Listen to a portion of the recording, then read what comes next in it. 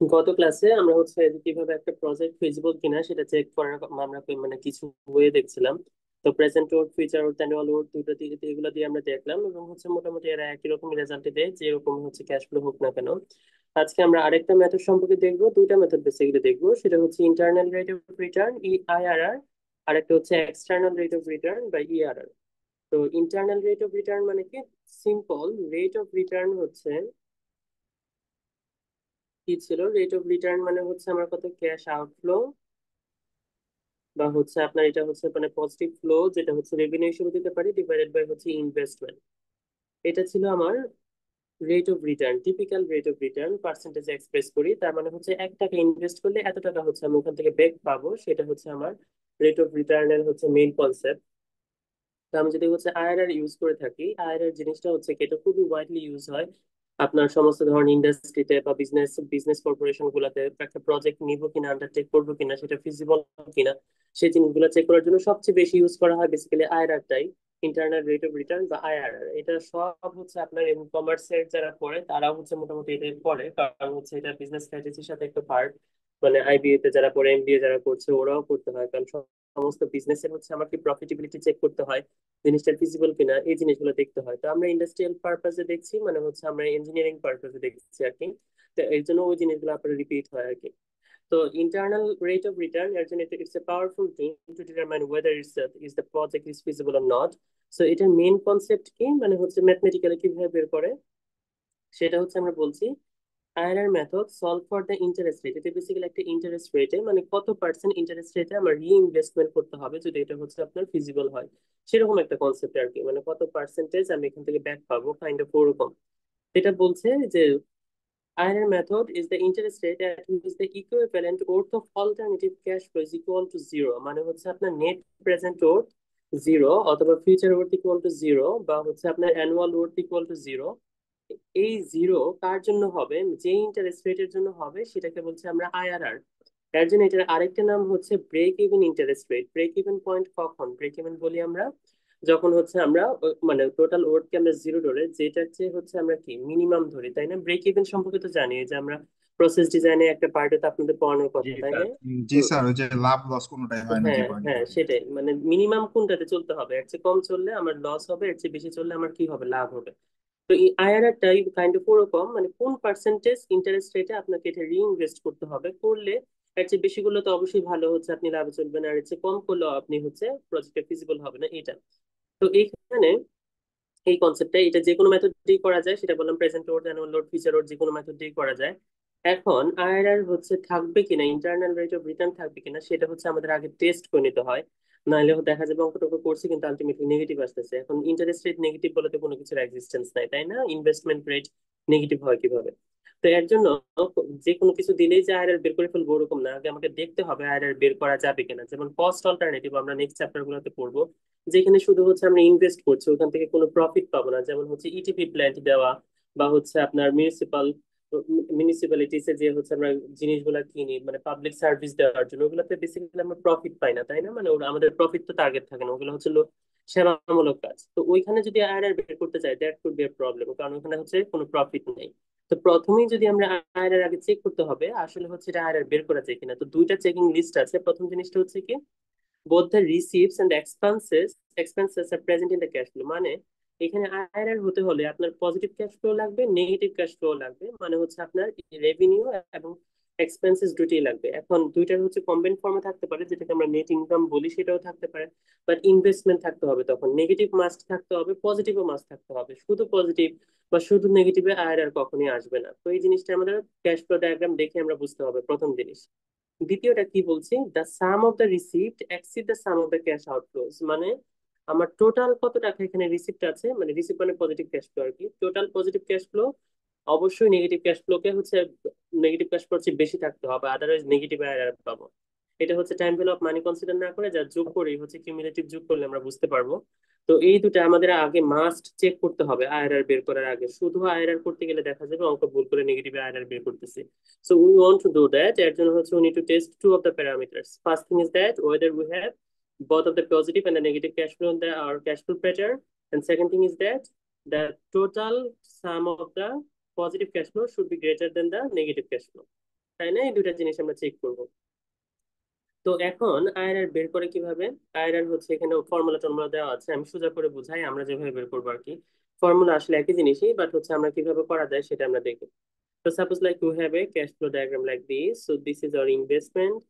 And আমরা হচ্ছে মনে করেন একটা ইয়ে কিনলাম যেখানে প্রতি মাসে কিছু এক্সপেন্সেস মানে রেভিনিউ আমরা পাচ্ছি।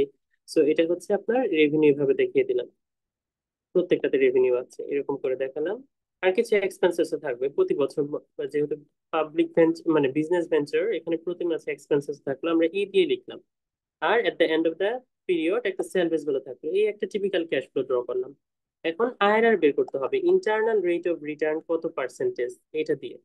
তো এখন আইআরআর কিভাবে বের হবে? এটা করতে হয় কি, আমরা যে বললাম যে ইন্টারেস্ট রেটের জন্য আপনার হচ্ছে টোটাল ইকুইভ্যালেন্ট ক্যাশ ফ্লো কি হবে, জিরো হবে, সেটাই হচ্ছে আমার কি আইআরআর। তাহলে আমরা যদি লিখি, তাহলে present root at I percentage star দিয়ে লিখি নর্মালি আইআরআর কে, ইকুয়াল টু জিরো লিখলাম। প্রেজেন্ট রুট কত হবে বলেন তো? মাইনাস আই প্লাস হচ্ছে আমার কত আর, এটা অ্যানিউটি আছে তাই না, এগুলো অ্যানিউটি আকারে লিখছি, নাও হতে পারে অ্যানিউটি, এখানে অ্যানিউটি আকারে দিচ্ছি যেহেতু ইয়ারলি আর কি। তো রেভিনিউকে কিসে কনভার্ট করতে হবে? প্রেজেন্ট অর্থে, মানে হচ্ছে প্রেজেন্ট অর্থে নিব, অ্যানিউটি দেওয়া আছে আই পার্সেন্টেজ, যেটা ইন্টারনাল রেট অফ রিটার্ন আর এন ইয়ার, তাই না, সেটা আমরা ধরলাম। মাইনাস এক্সপেন্সেস এর জন্য হচ্ছে সেম হবে, এটা অ্যানিউটি আকারে আছে, প্রেজেন্ট অফ বের করবো, অ্যানিউটি দেওয়া আছে I percentage and N, plus হচ্ছে কি স্যালভেজ গুলোটা এই পয়েন্টে নিয়ে আসতে হবে, তাই না, এগুলো সব আমরা এই পয়েন্টে নিয়ে আসতেছি। সো এখানে স্যালভেজ গুলো কত হবে আপনার এস, এটা হচ্ছে আমরা প্রেজেন্ট রুট বের করব, ফিউচার রুট দেওয়া আছে I percentage N, equal to কি হবে, জিরো হবে তাই না। তা আমরা একটু যদি সাজায় লিখি, মাইনাস আই প্লাস হচ্ছে এটা রেভিনিউ মাইনাস এক্সপেন্সেস, বেসিক্যালি একই রকম যেহেতু ইয়ারলি এবং সেম ইয়ারে আমরা একসাথে লিখতে পারি। আর এখানে কি হবে, অ্যানুইটি দেওয়া আছে, প্রেজেন্ট রুট বের করতে হবে তাই না।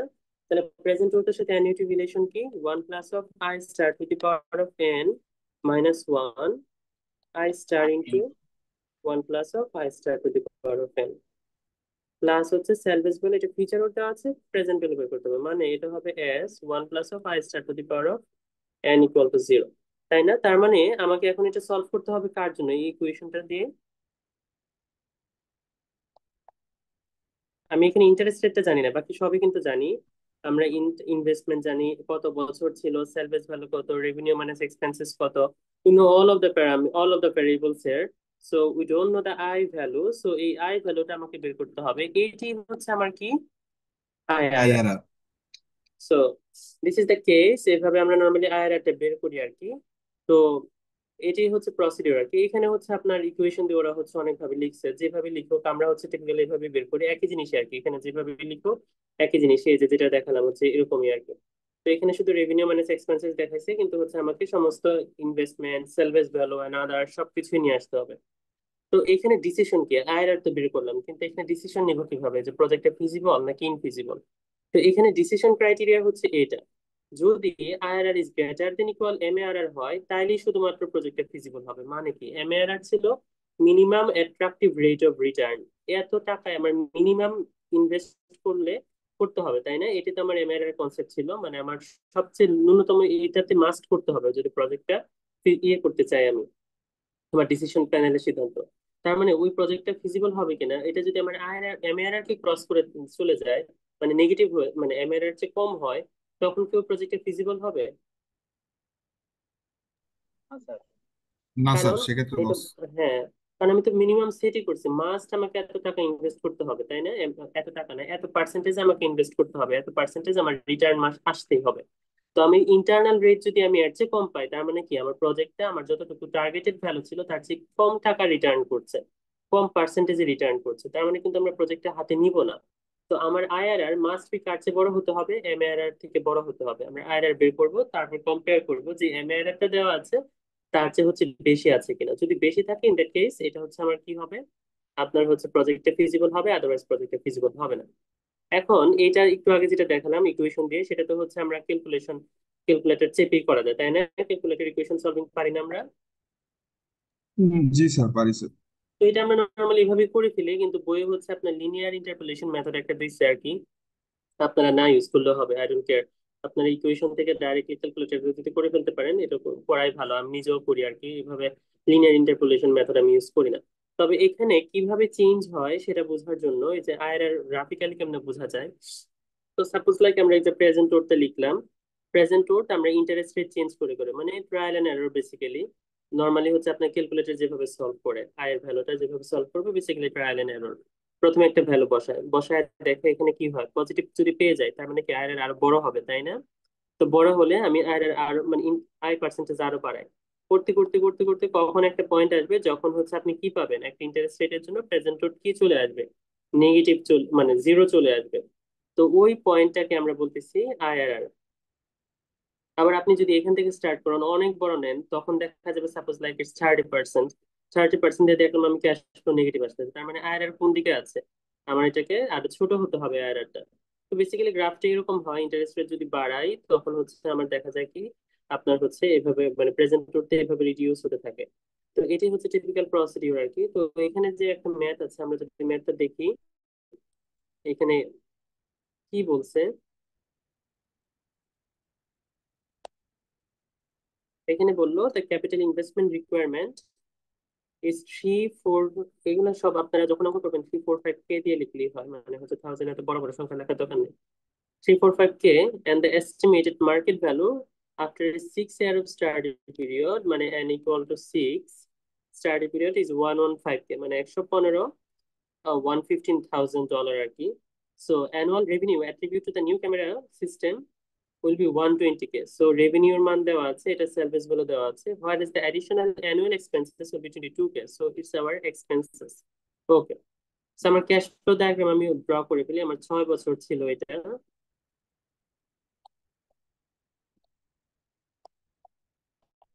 6 বছর। তাহলে আমাকে কত বললো, সেলস ভ্যালু হচ্ছে আমাকে 115K, ইনভেস্টমেন্ট আয়ের ভ্যালু আমাকে কত বললো 345K, এবং আমাকে রেভিনিউ বললো কি মানে প্রতি বছর আমি রেভিনিউ করব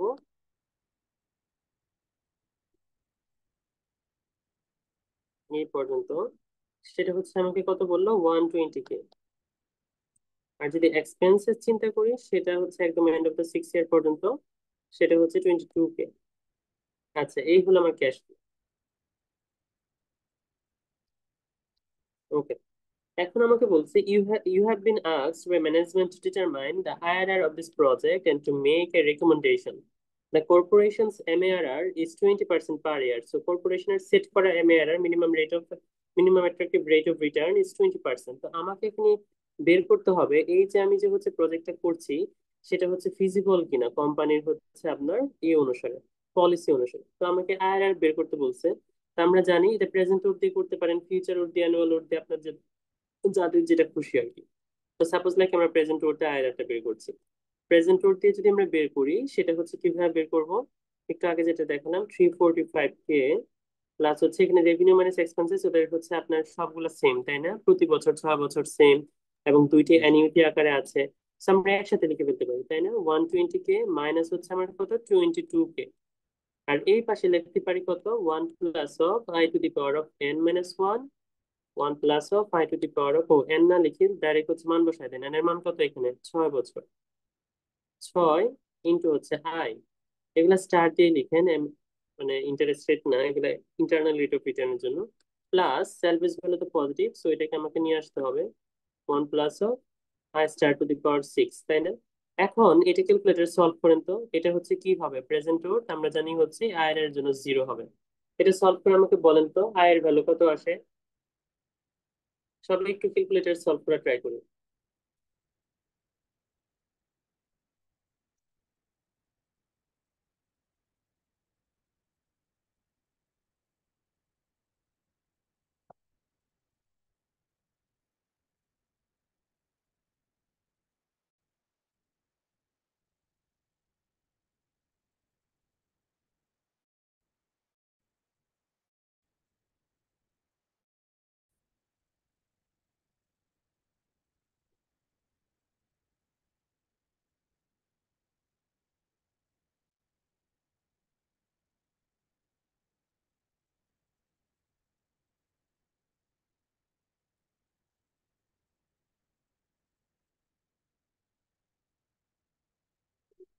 আপনি কি করছেন?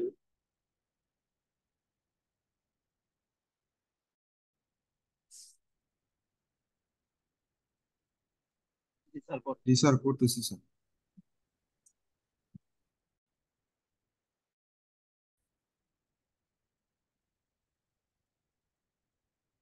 করছেন না কেউ?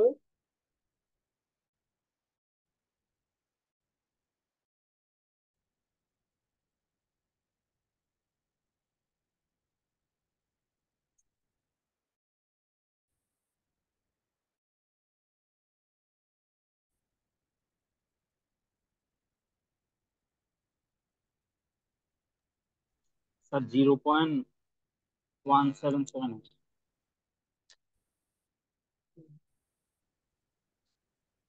স্যার, আমার তো 0.22 আসলো। আর এর ভ্যালু কত আসছে? 0.22। জি স্যার। কি ব্যাপার, দুজনে তো আলাদা হওয়ার কথা নয়, কিরকম তো হওয়ার কথা? আর উল্টা পাল্টা কিছু আবার আছে? একটু বসেন তো, এক লাইনের একটা দেখেন তো, ইনিশিয়াল ভ্যালু কত দিচ্ছেন ক্যালকুলেটর সলভ করার সময়? এটা ইয়ে দেন, মানে আপনার ইনিশিয়াল ভ্যালু 20% দেন।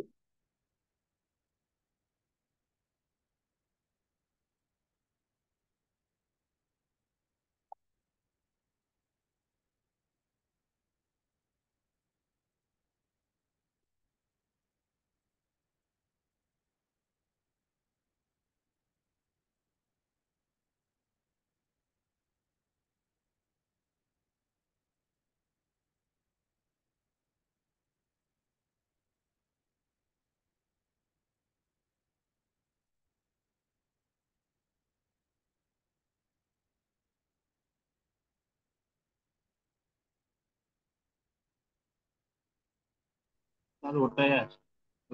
22%, তাই না?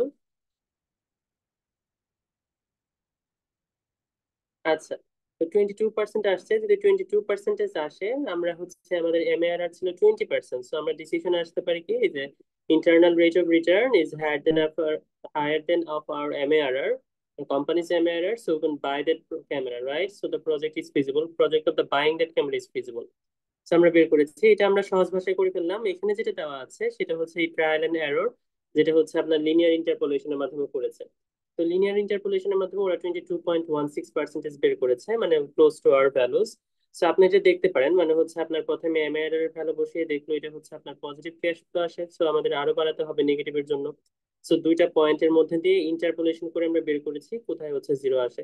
এটা একদম টিপিক্যাল ম্যাথমেটিক্যাল থিং, দেখতে পারেন, বাট হচ্ছে আপনাদের এভাবে করার দরকার নাই, আমি যেভাবে করে দেখালাম ক্যালকুলেটরে সলভ করে ডাইরেক্টলি ওইভাবেই হচ্ছে করার ট্রাই করবেন, বুঝতে পারছি? জি স্যার। আচ্ছা, যেটা সহজ আর কি, মানে হচ্ছে ওই ওই ট্রায়াল এন্ড এরর, যেটা হচ্ছে আপনার গ্রাফ করে তারপর হচ্ছে ইয়ে টিয়ে করে করা, কোনো করার দরকার নেই।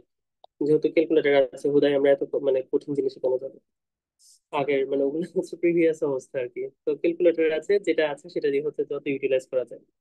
আচ্ছা, তো এখন আয়রন এর কিছু হচ্ছে বেসিক প্রবলেম আছে, যেটা আমরা হচ্ছে অলরেডি আপনারা বুঝে ফেলছেন। আমি যখন বাংলা কথা বললাম, এখানে হচ্ছে আপনাদের নেট ক্যাশ ফ্লো, আমরা তো প্রথমে যে করে ফেললাম, আসলে এটা ওরকম প্রবলেম দেখে এটা সমস্যা হয়নি, কিন্তু আমাদের কথা কি ছিল, দুইটা ক্রাইটেরিয়া চেক করা না?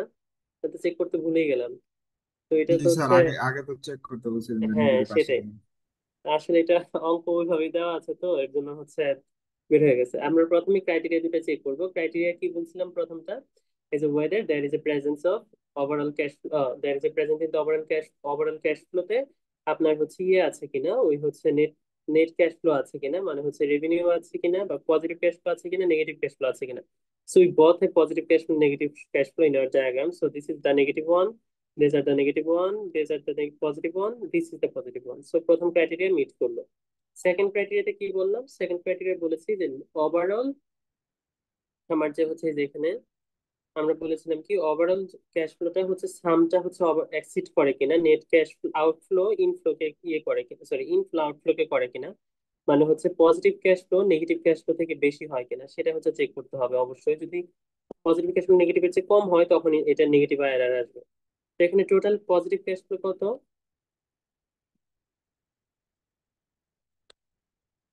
আমরা যদি টিপিক্যাল সাম করি, মানে হচ্ছে 120 ইন্টু কত, কতগুলা, 1 2 3 4 6টা, তাই না? 120 ইন্টু 6 প্লাস হচ্ছে স্যালভেজ ভ্যালু, সেটা হচ্ছে আমার কত, 115K। এটা যোগ করে দেখেন তো কত আসে, আর নেগেটিভটা কত আসে? নেগেটিভ আসে 345, প্লাস হচ্ছে আমার কত, 22 ইন্টু 6,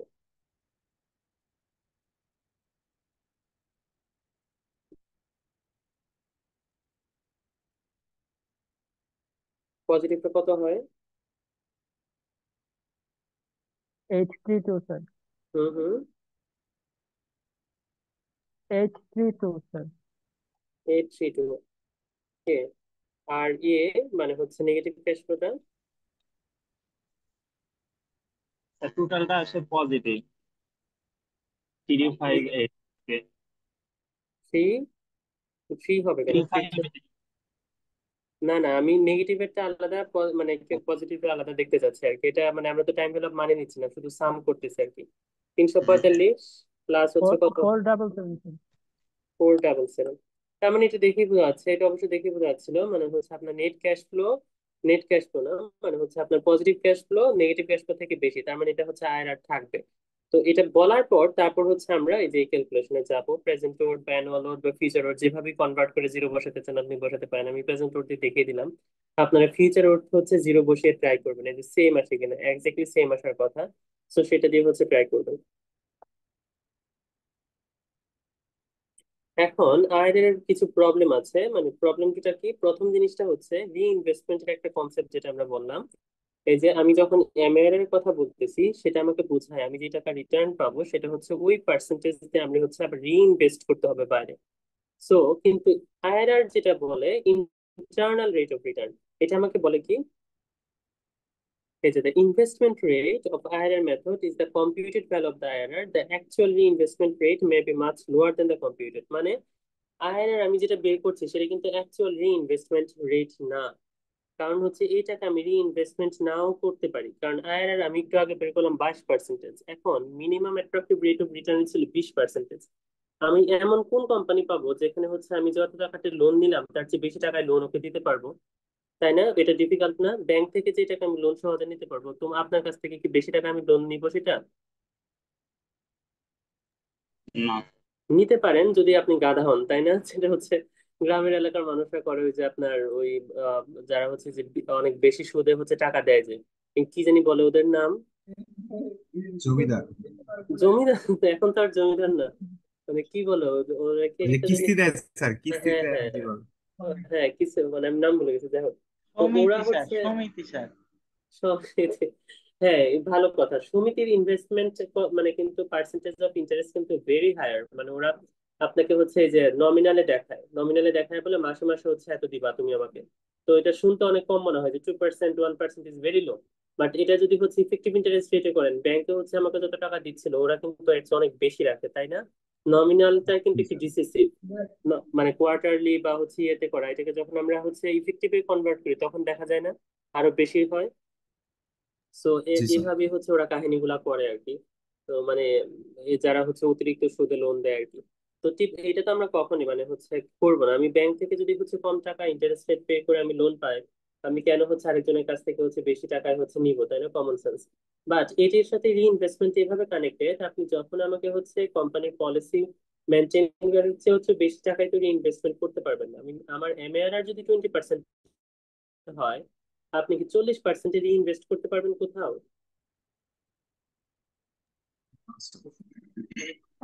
কেউ তো নিবে না, তাই না? তো আইআরআর এর কনসেপ্টটা হচ্ছে আমার যে টাকায় আইআরআর টা বের হচ্ছে, ইন্টারনাল রেট অফ রিটার্ন, এই পার্সেন্টেজ আমাকে রিইনভেস্ট করতে হবে। কিন্তু বেসিক্যালি এটা যেহেতু এমআরআর এর চেয়ে বেশি, আসলে ওই টাকা রিইনভেস্টমেন্ট করা পসিবল না। তো এর জন্যই হচ্ছে এটা ঝামেলা, মানে এর জন্য এই লিমিটেশনটাই হচ্ছে মেন লিমিটেশন আর কি, ইনভেস্টমেন্ট লিমিটেশনটা। তারপর আরেকটা জিনিসটা আছে, সেটা হচ্ছে ক্যালকুলেশনের ঝামেলাটা, তাই না? এখানে আপনার হচ্ছে ট্রায়াল এন্ড এরর করেন, নর্মালি ক্যালকুলেটর করছে, এর জন্য হচ্ছে আমাদের প্রবলেম হচ্ছে না, বাট যদি আমরা ম্যানুয়ালি করতাম, it's a lot of effort. So you need to do trial and error again and again to determine the error. So it's a calculation difficulty. আরেকটা জিনিস হচ্ছে নেগেটিভ আয়ারের আসা, সেটা আমি কথা বললাম, যদি হচ্ছে আপনার ইয়ে হয়, মানে হচ্ছে আপনার কস্ট অল্টারনেটিভ হয়, যেখানে শুধু আপনি ইনভেস্ট করবেন ওখান থেকে অন্য বেনিফিট পাচ্ছেন বাট মনিটারি কোনো বেনিফিট পাচ্ছেন না, ওইটার জন্য কিন্তু আইআরআর হয় না। তাহলে ওদের জন্য ডিসিশন কিন্তু আইআরআর দিয়ে নিতে পারবো না আমি, তাই না? তাহলে এটা আরেকটা লিমিটেশন। এবং লাস্ট লিমিটেশন হচ্ছে এখানে মাল্টিপল আইআরআর পেতে পারি আমি কোনো কোনো প্রজেক্টের জন্য, মাল্টিপল আইআরআর পেতে পারি। তো এটাতে একটা ঝামেলা, আমার দুইটা আইআরআর, একটা পাইলাম হচ্ছে 24% আইআরআর পাইলাম, আর একটা পেলাম 42% আইআরআর, বা হচ্ছে 42 না দিয়ে আপনার 24 দিয়ে আরেকটা দিলাম হচ্ছে আপনার 18% আইআরআর পেলাম। আমার এখানে এমএআরআর ছিল সাপোজ লাইক 20%। তো আমার এখানে হচ্ছে ইনভেস্টমেন্ট কিন্তু একটা ডিফিকাল্টি, তাই না? মানে মাল্টিপল আইআরআর যদি চলে আসে, আমি কোন ডিসিশন নেবো, এটা এমএর থেকে একটা ছোট আছে, একটা বড় আছে। সো ইট গেটস ডিফিকাল্ট আমরা হচ্ছে ডিসিশন নেওয়া। তো এখানে একটা এক্সাম্পলের মাধ্যমে দেখানো আছে যে কাদের জন্য নেগেটিভ মানে মাল্টিপল আইআরআর আসতে পারে, কোন ধরনের প্রবলেমের জন্য। তো এখানে একটা ক্যাশ ফ্লো ডায়াগ্রাম দেওয়া আছে। So net annual cash flow যদি আমরা এখান থেকে দেখি, তো this one is our cash flow diagram. So প্রথমে ইনভেস্টমেন্ট একটা পজিটিভ, তারপর এক বছরে গিয়ে দেখলাম -1000 হয়ে গেল, তারপর 0, 250, 250 এভাবে করে যাচ্ছে। তো এখানে যদি আমরা হচ্ছে কিউমুলেটিভ ক্যাশ ফ্লোটা করি, মানে প্রতি মাসেরটা আগেরটা যোগ করি, তো 0-তে 500, তারপর হচ্ছে এক বছরে কি হলো, 500 মাইনাস কত হবে, 1000, মানে -500। এর পরের বছর কি হবে, -500 এখানে রয়ে গেছিল, -500 প্লাস হচ্ছে এখানে কত শূন্য ছিল, -500। এরপরেরটা হবে কত, কিউমুলেটিভ করতেছি, -500 প্লাস 250 মানে -250, দেন হচ্ছে -250 প্লাস হচ্ছে পরেরটা 250, সো 0, দেন হচ্ছে এত। এখন এটা আমরা কেন করলাম, যখন কিউমুলেটিভ ক্যাশ ফ্লো করে যদি আমরা দুইবার সাইন চেঞ্জিং দেখি মানে কোনো ক্যাশ ফ্লোতে, সেটা আসলে বোঝায় এখানে নেগেটিভ আর দুইটা আয়ের থাকতে পারে। যেমন এখানে একবার পজিটিভ থেকে একবার নেগেটিভে গেল, আবার পজিটিভ হলো, কয়বার সাইন চেঞ্জ হয়েছে তাহলে আমার ক্যাশ ফ্লো এর, কিউমুলেটিভ ক্যাশ ফ্লো এর? স্যার দুইবার সাইন দুইবার চেঞ্জ সাইন। হয়েছে। দুইবার চেঞ্জ হয়েছে। এটা আমাকে বোঝায় আসলে এখানে হচ্ছে আপনার হতে পারে, মাল্টিপল আয়ার থাকতে পারে। যেমন প্রেজেন্ট ওরতে যদি এটাকে কনভার্ট করি, দেখেন প্রেজেন্ট ওরতে যদি কনভার্ট করে নিয়ে আসা মানে প্রতিটা আগের বছরে নিয়ে আসা, মানে জিরোতে নিয়ে আসা, তো দেখলাম আমরা আয়ার যখন 30% তখন হচ্ছে একবার জিরো পেলাম, তাহলে আমার তো এই পর্যন্তই হয়ে যেত। কিন্তু আয়ার যখন 62% তখন আরেকবার জিরো, তাহলে একটা কনফিউশন না, যদি মাল্টিপল আয়ার পাই তখন ডিসিশন মেকিং একটা কনফিউশন চলে আসে। যেমন এই যে এখানে এটা প্লট করেছে, ইন্টারেস্ট রেটের সাথে সাথে হচ্ছে প্রেজেন্ট ওর কিভাবে হচ্ছে চেঞ্জ হয়, তাহলে এটা একটা কনফিউশন ক্রিয়েট করে, মানে হচ্ছে মাল্টিপল আয়ার সিস্টেমটা। তো এটা হচ্ছে তখন এই যে দুইবার সাইন চেঞ্জ হয়েছে, প্রেজেন্ট ওর একবার জিরো হলো, নেগেটিভ হলো, আবার জিরো হলো, আবার পজিটিভ হলো, সো দুইটা আয়ার পাচ্ছি। সো এই ঝামেলাটাকে এড়াতে আমরা যেটা করি সেটা হচ্ছে এক্সটার্নাল রেট অফ রিটার্ন বা ইআরআর বের করি, ইআরআর কনসেপ্ট। তো এখানে আরেকটু আগে বলিনি, তো আমরা আইআরআর দিয়ে আরো ঝামেলা হচ্ছে আমরা যখন মিউচুয়ালি এক্সক্লুসিভ অল্টারনেটিভের প্রবলেম গুলো দেখবো নেক্সট চ্যাপ্টারে আর কি আমি পড়াবো, তখন দেখবো আমরা কখনোই আর দুইটা মিউচুয়াল এক্সক্লুসিভ অল্টারনেটিভ আর কম্পেয়ার করছি না। সাপোজ লাইক আমাদের কাছে এ একটা প্রজেক্ট, বি একটা প্রজেক্ট, দুইটা আমাদের কম্পেয়ার করতে হবে কোনটা ভালো, এগুলোকে মিউচুয়ালি এক্সক্লুসিভ অল্টারনেটিভ আমি পড়াবো এগুলো পরে। একটা পেলাম সাপোজ লাইক 18, আরেকটা আইআরআর পেলাম 20%, নর্মাল মানে আইআরআর বেশি সেটা মানে ভালো। সো ফলসিফাইড মেথড আমরা আইআরআর এভাবে কম্পেয়ার করি না, ইন্ডিভিজুয়াল আইআরআর, কারণ IRR completely depends on the cash flow, cash flow system আমরা কিভাবে এটাকে প্রেজেন্ট করছি। একই সিস্টেমকে যদি দুইভাবে প্রেজেন্ট করি, ক্যাশ ফ্লো ওরিয়েন্টেশনকে দুই রকম আইআরআর আসতে পারে। তো এইখানে অ্যাভয়েড, এটা আমরা কমপ্লিটলি অ্যাভয়েড করি যখন এমএআরআর হচ্ছে মানে দুইটা মিউচুয়াল এক্সক্লুসিভ অল্টারনেটিভ এর মধ্যে কম্পেয়ার করি কোনটা ভালো, কোনটা খারাপ প্রজেক্ট হবে, কোনটা নেওয়া উচিত, তখন ডাইরেক্টলি কম না, হচ্ছে অন্য একটা মেথড সেটা দেখাবো। তো এটা হচ্ছে আয়ের রেজাল্টটি আয় নিয়ে করলে অ্যাডভান্টেজ করে না, বাট ওইটাই হচ্ছে মোর স্ট্যান্ডার্ড, মানে এই ডিফিকাল্টিস গুলো মানে অ্যাভয়েড করার। কিন্তু হচ্ছে আয়ারটা দেখবেন বললাম, আপনার প্রসিডিউরাল হচ্ছে আইআরআর থাকে। আবার আরেকটা কনসেপ্ট এখানে খুব ভালো, এটা অনেক সময় আসে, the difference between the project IRR and the MARR is viewed as a management measure of the investment safety, মানে IRR পার্সেন্টেজ মাইনাস হচ্ছে MARR পার্সেন্টেজ, এটা আসলে বোঝা কি হয়, মানে এটা হচ্ছে রিলায়েবল প্রজেক্ট। এগুলো আমরা একদম লাস্টে ক্লাসে গিয়ে দেখবো, বিভিন্ন মানে বাংলা পড়াবার ওখানে ম্যাথ না, বাংলা আছে, কোনটা বেশি রিস্কি কোনটা কম রিস্কি এগুলো বুঝবো কিনা সেটা। তো নর্মালি এটা হচ্ছে একটা ভিউইং অবজেক্ট আর কি, মানে হচ্ছে মানে আপনার ম্যানেজমেন্ট ম্যানেজেরিয়াল ডিসিশন মেকিং আর কি, মানে একটা টুল বক্স আইআরআর। তো আইআরআর এর জন্য হচ্ছে ওয়াইডলি অ্যাকসেপ্টেবল মেথড আর কি।